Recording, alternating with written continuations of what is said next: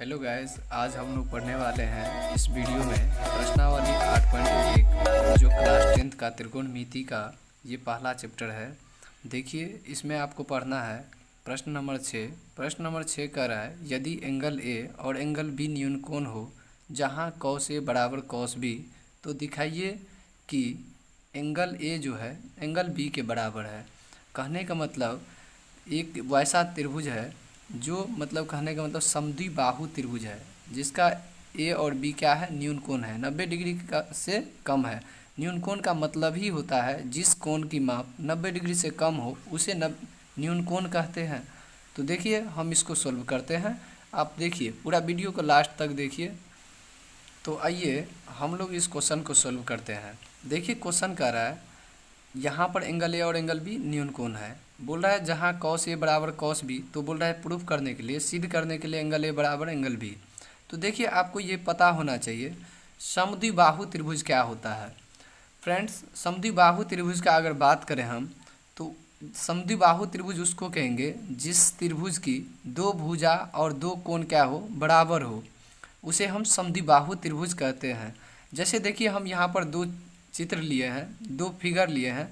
आप कह सकते हैं ये कोण इस कोण के बराबर है तो ये समद्विबाहु त्रिभुज होगा। तो ये जब कोण बराबर है तो इसका सामने वाला भुजा भी क्या होगा, बराबर होगा, ये भुजा इसके बराबर होगा।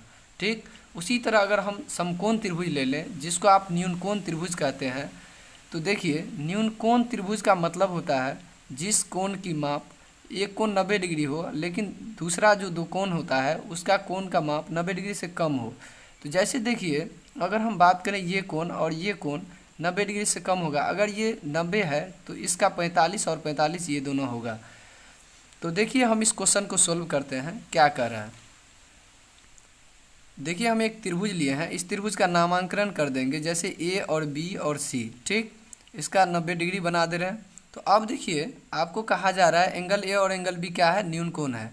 तो देखिए, ए और बी न्यून कोण है ना, तो ए तो न्यून कोण है लेकिन बी यहाँ पर तो समकोण के स्थान पे आ गया। तो यहाँ पर सी दे दीजिए और यहाँ पर बी रख दीजिए।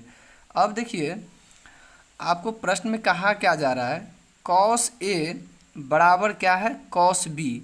तो हम लिख दिए कॉस ए बराबर कॉस बी। तो फ्रेंड्स, आप जानते हैं अगर हम थीटा में ए लिए हैं तो आप जानते हैं लंब क्या होता है। अगर हम इसका बात करें तो इस लाइन पे ये क्या कर रहा है, लंब डाल रहा है।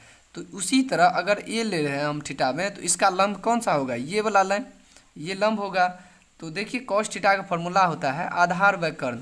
तो आधार क्या हो गया आपका ए सी, कर्ण क्या हो गया ए बी।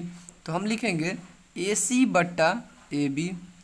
उसी तरह अगर बात करें कॉस बी, तो अगर हम थीटा में बी ले तो कॉस थीटा का फॉर्मूला क्या होता है, आधार व कर्ण।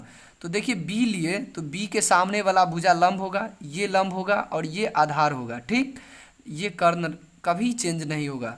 तो कॉस थीटा का फॉर्मूला क्या होता है, आधार व कर्ण। तो इसका आधार इस बार कौन हो गया, ये हो गया। तो देखिए, आधार व क्या हो जाएगा, कर्ण, B C by A B, B C by A B लिख दिए। अब आप जानते हैं यहाँ पर नीचे में दोनों सेम रहता है तो इसको हम काट देते हैं।